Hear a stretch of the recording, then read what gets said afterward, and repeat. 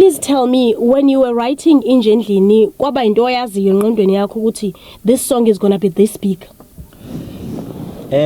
Ukuphendula nje yabona ingoma ezine hidden meaning.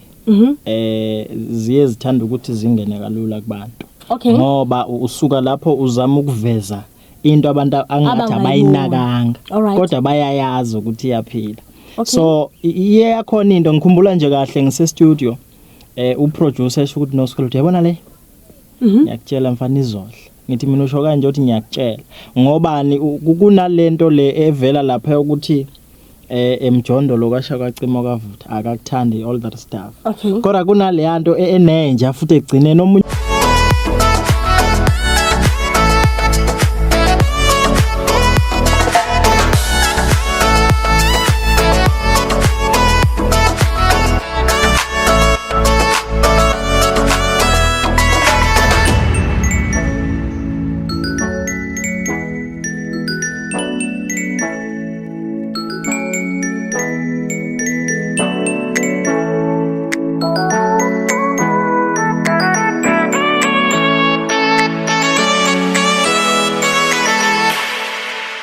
Molweni babukeli bayo iDream TV sesiphinde sabuya so namhlanje siyovakatshela omnye wabaculi abasebancinane ngokweminyaka and also na kwi-industry umculi kamaskandi onengoma edume umhlaba wonke endicingele into yokubana siyafuna umazi sonke ingoma yakhe iHlubedu to an extent that he has made it to i-top 10 yoKhozi FM yengoma ezokuhlukanisa unyaka. Lo mculi sizawuhlala naye phansi sikuzisele yena eziDream TV asicacisele kabanzi ngaye asazise into yokubana ungubani wakwabani usukaphi njengoba enza izinto ezinkulu kangaka ethandwa ngumhlabathi wonke jikelele.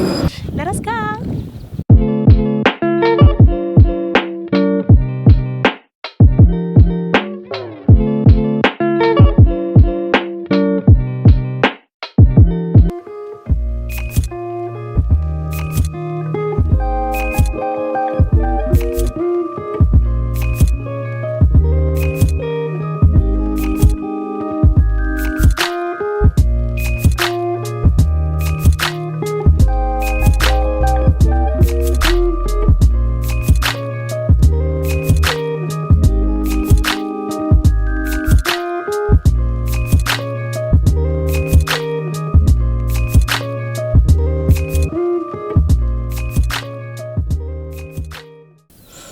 Budwam, siyabulela kakhulu into yokubana namhlanje sibe nawe. Siyayazi into yokubana ngumuntu obusy kakhulu, but you've taken your time ukuzodibana nathi siyiDream TV because kunento eninzi efuna ukuviwa ngabalandeli bakho and siyabonga ukuthi usiphi isikhathi.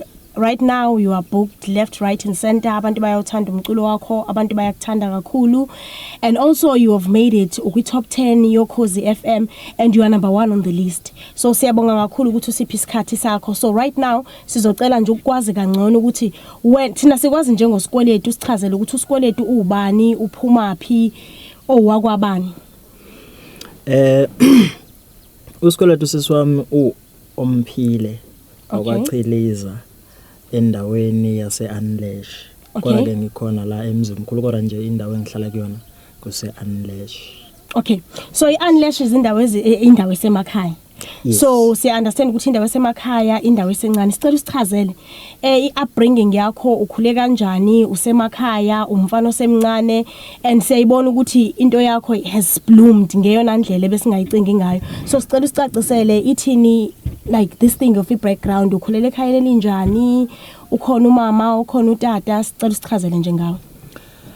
Ngikhulele khona la e-Unleash mina la ekhaya. Ngikhula ke kukhona ugogo sithi umakhulu thina ngapha.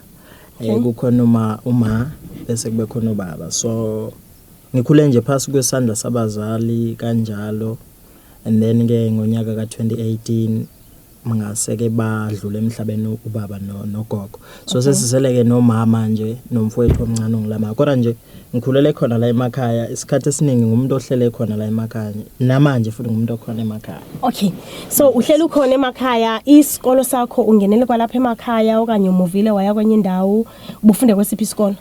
Bengifunda khona la emakhaya i-primary school yami kuthiwa iGloucester.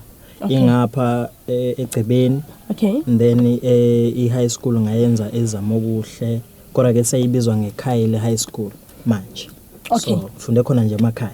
Okay, so lento yomculo ngifuna usithathe usibeke. Umfundile ugrade R, wafunda primary, waye high school. Ngicela usicacisele ukuthi uyidiscover nini this thing ye career yakho yomculo. Use primary, use high school okanye into evela ngokusomdala? Yes. No, ivele ngise primary because uma ngikhumbula kahle mina ngikwazi ukudlala ilokhu ngisigenqe ngicompose ingoma. It was 2012 uneminyaka emingaki? I was 14 years old. Okay. Ngaleso sikhathi ngangise primary. Yeah, ngangise primary. Okay. So tell me, use primary usually kuba khona lezi zinto zabo culture, kube khona lawo ma competition wasesikolweni. Wawuwangenela lawo ma competitions, wawumuntu nje active kwizinto zomculo esikolweni? Yeah, ama lokhu ngayesi ngiwangenelile. Ngikhumbula nje kahle ngithe noma sengise high school because high school ngesikhathi mina ngifika ngiyokwenza grade 9, I don't remember. Yayingekho lapha ya ekhaya high school. So into yafika nami leyo ngiba ngisothisha ukuthi ngiyacela ukuthi si attend into yo culture of which lapho futhi sahamba nje kakhulu kunothisha engangihamba naye kwakuthiwa Mr Joente. Ongasathishi ke ngapha. So sahamba nje kakhulu indawo eziningi ngoba lapha nakusuke kwakudlala live. Okay. Sidlala live size siyofika eNewcastle. Bephindelela nje lokho sabuya nama cup ne certificate ngoba besiwina. So sikhambile lokho kakhulu besikunqoba futhi. All right. So this thing yakho yokuwina it started a long time ago. Into yakho nje uqhelile ukuwina. Okay, now bhuti wami sicela usicacisele because le album le enja ayiyona album yokuqala. Uqalile umculo wakho like awapha ama difficulties okanye ama challenges oke wafacana nawo uqala ukucula uvele ebantwini ufuna ukuba uSkweletu oyena namhlanje? Hey, njengoba nginama album I think I4. Okay. And then ES5 it's an EP. Nayo EP leyo ngangiyenze ngonyaka ka2018. All right. So ngabe sengazolandela ngealbum. Cha ubunzima bekhona la emculweni uma ngifika because kunezinto othi mawufika emculweni ufika ungazazi. Kufaniselana nje nezinto zokumanage, distribution, marketing ukuthi umaketheka kanjani umculo wakho. So lozo zinto zisishayile kube buhlungu kakhulu uthola ukuthi wenza umsebenzi. Abantu bayabuzana ubani lo. At the same time awukhona ukuyofinyelela kubona because akekho umuntu owilling ukuthi akassist ekutheneni uvele because sithethe noma sifika noma ngithe mina noma ngifika emculweni ngafika abantu bakhombisa ukuthi banalo uthando lento engiyenzayo. Bayayithanda but then kube nzima ukuthi angifinyelele kubona. So okuyile album ke manje ekuyiyona ekwazi ukuthi ngivulele iminyango eminingi ngakhona ukuthi ngiqasheke endaweni eziningi and basangiqasha futhi namhlanje. Njengoba sengene na kwi top 10 nje. So iyona engivulele ngaphinde futhi ngaba nenhlanhla yokuthi ke ithe company kaBhuti uKhuzani uma ibheka ukuthi ubani umuntu engasebenza naye yafike yathola ukuthi ayikhona uSkweletu of which is a great opportunity ngoba izongisiza kulezi zinto esengiyibalile kufaniselana nento ye distribution kanjalo because thina besikipha nje release album manje uthatha uyifake lapha ku DistroKid uthengisela ama disc maybe awu 300 or 200 ngaloso sikhathi uthola bafuthi awazi uphela yabo. At the same time ukuwathengisa let's say nje uthengisa ama disc awu 200 kulama disc fanele wenza ama launch kule mali othengise ngayo fanele uthathe le mali futhi leyo othengise ngayo hambo yes yo launch ngayo. At the same time awazi noma uzofika uthengisa kwi launch noma ngeke uthengise yini noma bazofika abantu noma ngeke bafike kodwa usubhatele. So izinto ezinjalo nje ziba ama challenge kakhulu nongaqashekike ngalesa sikhathi because umuntu bengaka bengakabikho kulele level. Yes, bengakabikho kulele. Okay, but wami ngifuna ukukongratulate kuqala but sizophinde sibuyele kuyo le into ye top 10 because we keep on touching le top 10. Congratulations, umncane kakhulu ngokweminyaka and also na kwi-industry uyena nto omncane but you have made it to a top 10 Ukhozi FM. So sizophinde sibuyele kulo but I want to touch ke ngokuthi khulume ngama CD ukuthi bo promote music. Now siyabona ukuthi technology has changed things. So abantu abaningi abasenawo ama CD sifikelela kanjani kumculo wakho? Are you able to make money nokumarketa ngokwanele because now into yama CD into engathi iyaphuma kancane abantu bayawu download umculo senza kanjani? Sekulula kakhulu manje ngoba nathi simabhinqa ake ngithi amabhinqa ngoba mina nginje amabhinqa manje aseyakhona ukungena kuma digital platforms uyathengiseka umculo kahle kakhulu mina I'm surprised nje indlela le album eyenze ngakhona ngingawathengisa ngama disc abantu behamba nje beyongena lapha online befike be download belalela music ngicawuthi mhlawumbe kwabona mothi uyangena ku YouTube uzofika uthola ukuthi 1.4 million ngisadlula futhi ngisadlula mhlawumbe kosha uJanuary bese ngifike 2 million so kuyathengiseka nje kakhulu like serious I'm surprised indlela nje esengithengise ngakhona nemali esengikwazi ukuthi ngiyithole lapha I'm satisfied. Okay. Yeah. So you have touched into yokuthi ngo2018 kudlula ugogo emhlabeni kwadlula ubani. So please tell me, do you think mabebheka bona ukuthi umntwana wethu is doing this great inobithini excitement yakho njengabantu okhule phambi kwabo uwenza lo mculo uzama ngayo yonke indlela to become the Skweletu that we see today?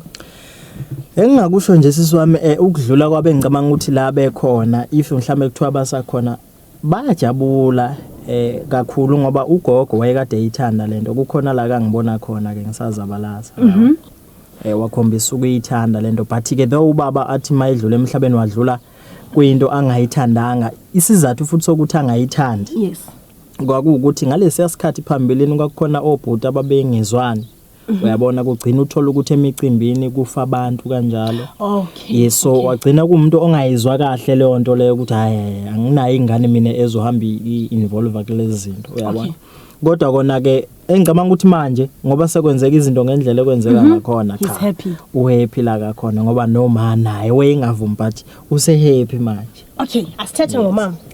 She's at home. Uyaphuma abantu bayeza kuwe bafuna ukwazi uyaphuma uyoperform endaweni ezohlukene. Please uthini umama because uyayibona impilo yakhe yashintsha isimo ekhaya siyashintsha you are doing great abantwana bakini bayakujabulela uthini uma about icareer yakho yomculo? Hayi no kuyajabula phela uyajabula noma ke phela kukhona lokho ukuthi lento yenzayo umntanami yayi right yona but ngoba phela inhliziyo zabantu ayifani yabo abantu njengoba thina sebantu abakhulele emakhaya sinabazali abakhulele emakhaya uhleze ebheke yonke into nento ezi wrong uthi umntanami yazi uzothuya lapha engabe uzobuya yini into ezinjalo kodwa kona overprotective yabathanda abantwana bakhe sengathi ngababona la.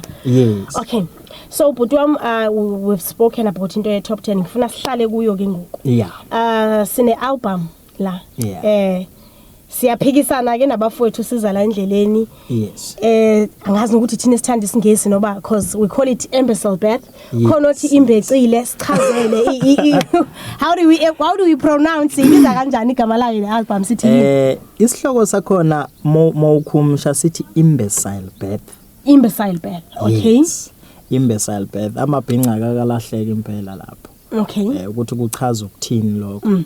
So I think imbecile is a stupid person. What's happening? Birth indawo. But not ubhilo ubirth lo ono I. No, not lo. Mina ngithi hayi inkosi yami baze bayi misprinter nansi album. Ngithi mina inkosi yami isilima sizelwe. No. Okay. Akusiyena ubirth lo no BIR. Okay. So la kuyi album kunengoma. Sinengoma lapha ethi isilima sendawo, right? So hence we naming the title yet. So let us go deep to the album but because it's kunengoma ezikhona engizofuna ukuthi sihlale kuzo what's the one le ku top 10 but for now ziningi ingoma ezikhona lapha yana ezimnandi isilima sendawo inje endlini mina ke my favorite is ikhaya lami. Okay, let us go deep to the album. So ngiqhalela ukwazi kuqala ukuthi ingaba zonke ingoma zakho uyazibhalela noma kunomuntu okubhalelayo? No, ingoma ngiyayibhalela. Okay. Yes. Okay, ever since you started ukucula kwakho ingoma nje selokwazi bani?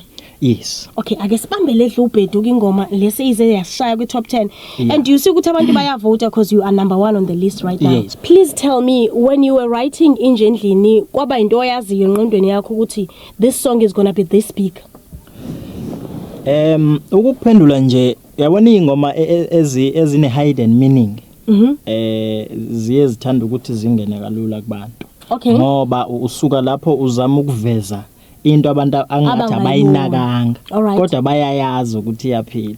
So iye yakhona into ngikhumbula nje kahle ngise studio uproducer esho ukuthi no Skweletu yabona le ngiyakutshela mfana izodla ngithi mina usho kanje uthi ngiyakutshela ngobani kunalento le evela lapha ukuthi emjondolo kwasha kwacima kwavutha akakuthandi all that stuff kodwa kunale yanto enenja futhi egcine nomunye umuntu uyazi ukuthi how come uyifike kanjani into eniyenja ukuthi ngathi nje sisebenzisa le yanto ukuthi abantu besimame noma nina nithi zizinja but ke medlala into kanjalo so ukwakha nje ingoma ezongena kubantu uba neindlela ezithize zokumotivate kodwa ubunga motivate yes all right ake singene nanzi inja ngiyayibona isendlini kwenzakala nongichazele ngislow lena cathu ichazani le ngoma yes okay le ngoma ithi le ngoma asuye kumjolo yasehlubu ayizishayile ke ngalapha emjolweni ufuna uyofela khona and then yibi sizothi lo muntu ohlala naye emjondolo noma ehostel akakuthanda unomuntu wakhe ngikwenzele nje umzekelo osimple angithi manje kuzo uDecember manje bazobuya yes babebuya bazobuyela komakoti kanjalo emakhaya kuyayekushiya ukuthoba babanjiwa besithegoli so ithi le ngoma le as much as behleli nomuntu ahleli naye egoli kodwa inhliziyo yakhe isekhaya ebantwaneni bakhe enkosikazini wakhe yes so ibe sizovela lapha ke la ekuthiwa yini indoda angithi manje njengobehleli naye lo la ehostel nasemjondolo kubangani bakhe nakubantu bangakubuthi indoda yami so manje nje kuba sekubuza ukuthi yini kanti indoda ngoba phela thina indoda siyazi umuntu olobolile yes indoda yakho lo make lobolile so siveza into enjalo all right ake sisekulena enye ingoma ethandwa ndim yes ekhaya lami yes masixoxa ngekhaya lami uthinta inhliziyo zabantu abaningi yes kunabantu abathi besemakhaya xoxa ngama university students umntwana uyondle ekhaya ngoNSFAS wakhe omnye uxakekile omnye ushiya isikolo ahamba yosebenza ngenxa yemeko yasekhaya so when you speak about ikhaya usukuthinta inhliziyo zabantu abaningi omnye mhlawumbe kunomsebenzi awenzayo ufuna ukuthi abe presentable because I think ingoma ehamba touch on something like that so kumele nyoko ngibukeke phambi kwabantu and then abantu they judge me according to that ukuthi ngale mali aswenka ngayo ngabuya akha kubo so please tell me wena imeaning yayo lengoma before ube uyasithinta thina siyabalandeli bakho siyabantu base South Africa because angifuni ukulimit South Africa iyakuthanda kakhulu and even other people bako Zimbabwe they love your songs they play your songs umusic wakho umnandi kakhulu so tell me Bhuti khasicathulise about lento yokuthetha ngekhaya you've touched so many people's hearts uyabona nje masikhuluma ngalowo ngoma siswami mina ngangikhuluma ngami yabo ngoba kuneyingoma esithi mesiyibhala zibe yikhuluma ngathi kodwa zifike zingene emntwini umuntu afika ayithola ikhuluma naye lapha yana ngithe uma ngabe ngiqala ngiduma mina abantu abangaziyo bayakhona ukuthi bakujudge ukuthi awu lo muntu njengoba bese kwi level lapha ya kodwa uphuma endaweni eso at the same time indlela kagqoka ngayo ayisho ukuthi lo muntu yes so mina ke ngumfana okhulela emakhaya nje ba ufike nabona nasekhaya nabona angikholelwe ekutheneni uma ukuthi ngingahlukanisa unyaka noma kuthiwa ngiyepheshe sefanele angigijimela ukuthi ngithenge impahla zo 20,000 no ngoba ngithema ngikhula mina ubaba bengimbuka izinto abezenza noma futhi esezadlula ukuxoxa nami ngakulalela kakhulu ukuthi wayithini so ngumuntu okholelwa kakhulu ekutheneni before mina ngibukeke mhle nala engisuka khona fanele kube right so ungasebenzisi ukuthi wena ngoba uSkweletu udumile you expect ukuthi uzombona efaka impahla zelabel no siqala ngala silungise ekhaya yes ekhaya qala now you are taking us to that uyasifundisa something ukuthi kubalekile ukuthi uJehova mayekuphila leyo nto encane ukwazi na ukuthi ubazama abazali bakho that's what we mean let us get ke ngoku into other details of umculo wakho now ungu number 1 right ku top 10 abantu bayakuvotela abantu bayakuthanda kakhulu wenza kanjani ukucampaigna ukuthi wonke umuntu athi mayiphethe ifone ne-airtime akwazi ukukuvotela axelele umngani wakhe nomnye axelele omnye umngani wakhe sikwazi ukuthi into yakho yama campaigns nayo lento ye top 10 yoKhozi FM ihamba kanjani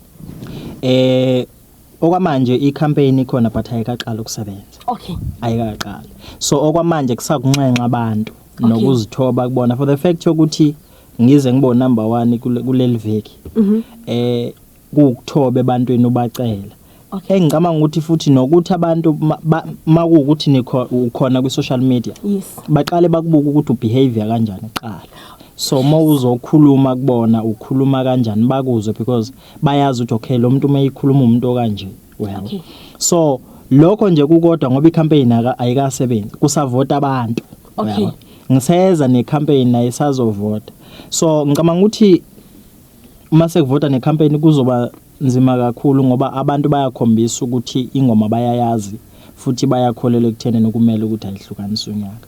Okay, uthethe ngegama elikhulu lokuzithoba. Kunento yaye yenzeke umuntu mayiqala ukuduma okanye umuntu uJehova semnikeza into ebeyicela yokuthi asuke ebantwini abe phezulu angasabikho reachable. Wena ukwazi kanjani ukuzithoba mhlawumbe ufundisiwe lento ekhaya noba into engaphakathi ku okanye uyifunde ebantwini ohlala nabo ukuthi ukuzithoba kubaluleke kangakanani? Awusithatha isicathulise kule ndaba yokuzithoba. Lento yokuzithoba ngicabanga ukuthi njengoba bese ngichazile nje uma ngikhuluma ngendaba yokuthi ngikhulelephi. Uyabo? Angeke ngikushintshe lokho mina. Ngisho makuthi sihlangane etown njengoba ngivotelwa nje mina ngeke ngize ngingangena ebox. Okay. Uyathanda uthande khohle. Ngizongena.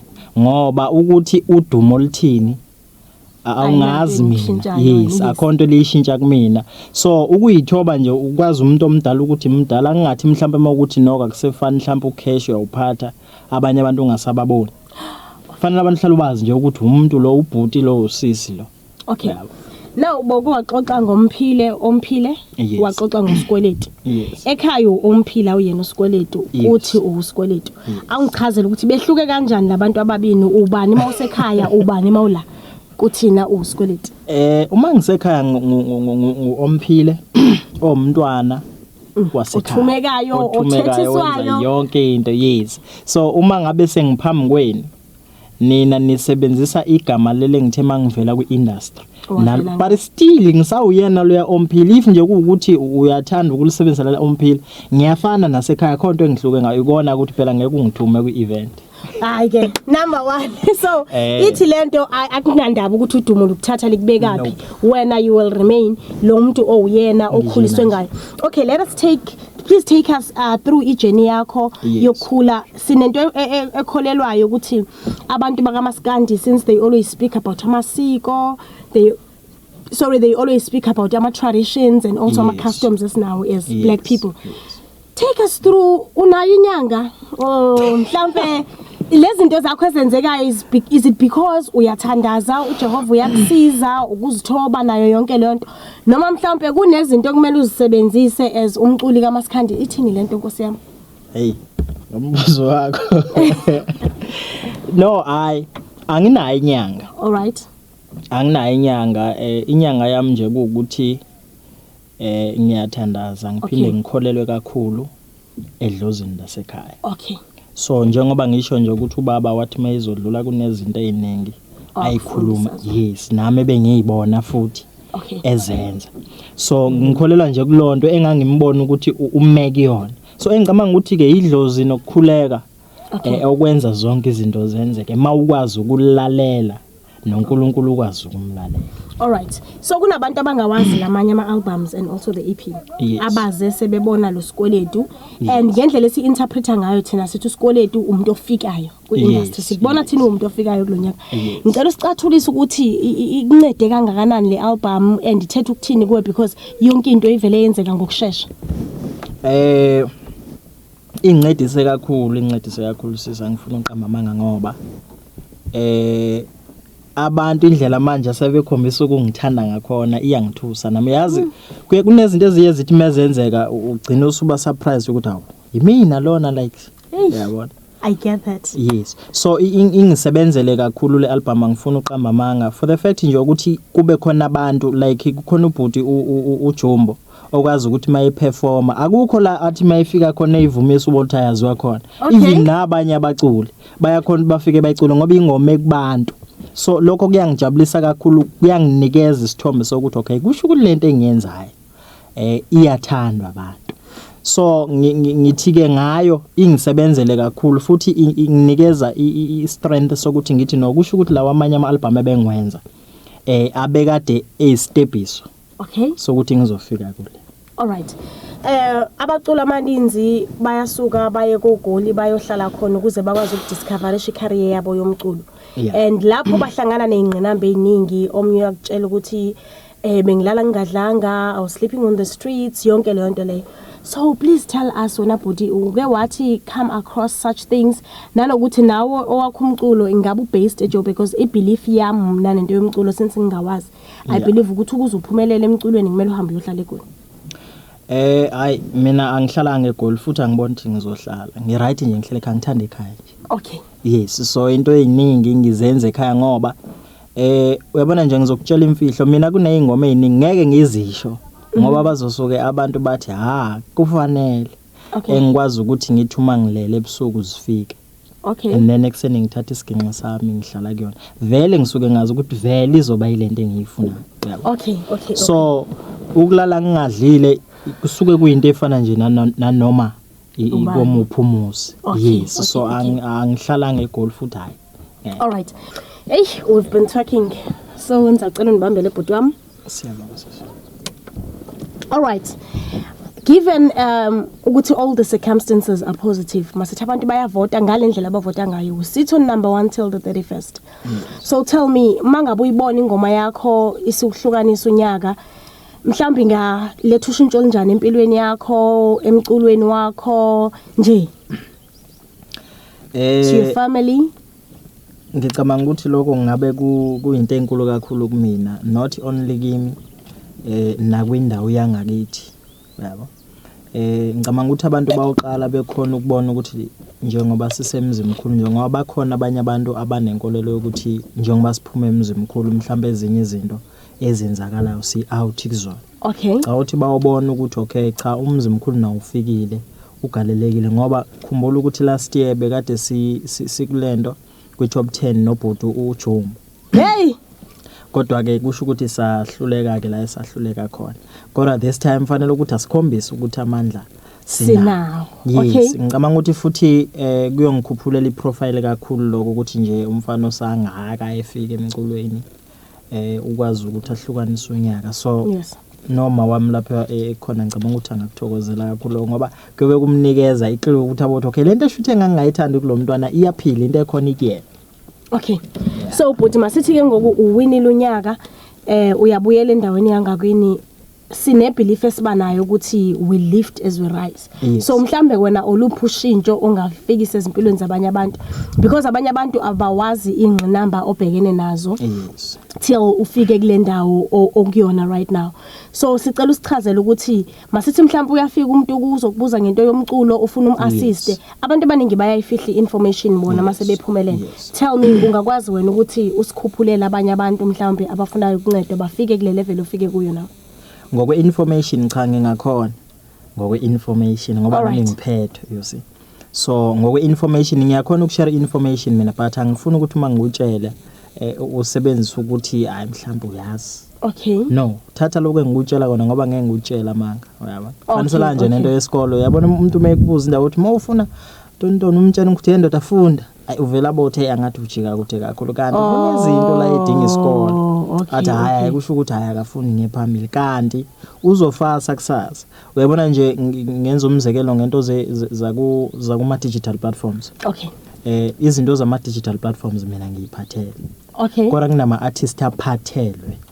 Uyabo ngenxa yokuswelana information. Okay. Of which nami ngithanda nje mhlawumbe ukuthi ngumuntu osile ngithi ngizokuphathela and then ngikudlela imali. Okay. Ungaboni lutho. So izinto efana ukuthi uzazi lezo kuma contract wazi. Okay, yes. Ukwazi ukuzifundela, ukwazi ukuzichazela. Nake samro futhi akiwa ngesizulu. Uma ufinish into zakhona ukhipha ingoma cha. Kubhala ngesingisi. Yes. All right. So now ngiyayibona la iyakhona ukuthi siyazama ukuchazelana ukuthi as much as sisebenzisa amakhono uJehova asinikezile yona but at the same time siyayidinga background nyana yesikolo sizokwazi ukuthi sibe nalo ulwazi lwezinto. All right. So please tell us so sixoxile ngengoma yakho saxoxa ngevision onayo. ingaba mhlawumbe because siba nenkinga yabantu even nama idols umuntu simbone wina kodwa singaphinde simbone ukuthi uphelelepi. Sicela sichazele ukuthi wena iplan yakho nokukhipha abalandeli bakho bejabulile unyaka nonyaka isikhathi nesikhathi mhlawumbe ingabe khona iplan enjalo noba simile la kwi-imbecile birth. Hayi akumiwanga kusaqhutshekwa. Okay. Njengoba nje nayo iphume ngoMay mina isikhathi esiningi ngikhipha ngoMay. Okay. Namanje ngiyabona abantu babhizi basajabulela le. Mina ngibhalela unyaka 2023. All right. May. Sengi right. Asixoxe lento kaMay, why uMay? Kunxa ukuthi ngathi mangibuka ngabona ukuthi abaculi abaningi bakhipha ngodesi ngabona ukuthi ithuba elihle akho baculi abaningi la ekuzoloke ucompare ukuthi hayi angathi wenze kangcono kunobani ntonto. Okay. So ngifuna ukuthi mengenza into mina kubonakala mengihlulekile mangenze kahle ngenze kahle. All right. Okay, let us just now sithethe ngalento yokuthi njengoba unominatiwe sifuna ukuxoxa sithini kubalandeli ba Dream On TV ukuthi basifotele kanjani. Sixoxe nje nabo we can just face the side. Sikwazi ukuxoxa nabo ukuthi nangu ubhuti Skweletu ukhona onathi la namhlanje sicela ukuthi avote. Bavote. Uma uvota ke uthi ingoma J ku 33665. Ingoma uthi dot uthi J ku 33665. Kodwa ke ubhala ngama capital letters. Okay. Yes. Okay, so inomehluko mangibhale ngama capital letters naqonqe. Yes, uthi nje capital letter konke uphume ngalo. All right. So bhuti Skweletu abantu bayakuthanda kakhulu. I want to stress that South Africa iyakuthanda. Yes. Wonke ama provinces amile ngengoma yakho ayakuthanda kakhulu. Abantwana abancane sezikolweni othisha obani uyathandwa kakhulu. Thina we are very close to your followers. Ngicela ukuthi ukhulume nabo ubonge udlulisa umyalezo nokuzithoba nayo yonke into esixoxe ngayo. Futhi again sizobonga as Dream On TV ukuthi uthathe isikhathi sakho esihle nesingeve sibalekile. Wazoxoxa nathi namhlanje. Cha bafowethu ngiyabonga kakhulu isupport eninginikeza yona nenisaqhubeka ninginikeza yona njengamanje nokwazi futhi ukuthi ningivotele ngoba ukuze ngiyofinyelela kwi-top 10 kube yinini enivotile nakulwela lokho so ngiyacela ukuthi niqhubeke ningaphela amandla till sinqobe lempi mangabe ukuthi uNkulunkulu uyavuma basinqobe. All right, ashaye kancane ke sesivala lo muntu ohlala naye emjondo lwakakuthanda asiyeke akakuthandi angikwazi ukucula cha wehlula impela wehlula. But thank you so much mamameli be Dream On TV babukeli bayo abahle besihleli nobhuti esimthanda kakhulu ubhuti Skweletu osizisele ingoma edla ubhedu iSouth Africa yonkana. Bhuti siyakuthanda personally, I love you so much. Umculo wakho wenza kahle kakhulu. You have inspired youth yase South Africa. Umuntu osuke emakhaya, umuntu ozithobile, so siyakwazi ukubona ukuthi ayingo kwendawo osuka kuyo noma ikhaya osuka kulo but mangaba nje uJehova evumile konke kuyenzeka. Sicela ukubulela kakhulu kwi-sponsors zethu sine 40 NMZS transport leyo isusa le emzimkhulu down isisa apha eAnlash sizobona ubhuti wethu esimthanda kakhulu. So please don't forget to follow us on our Facebook page Thina Dream On TV. Subscribe to our YouTube channel ukuze ukwazi ubona izinto ezimnandi ezifana nale. Mnika malam dingo amlo dingo kwaMbabala.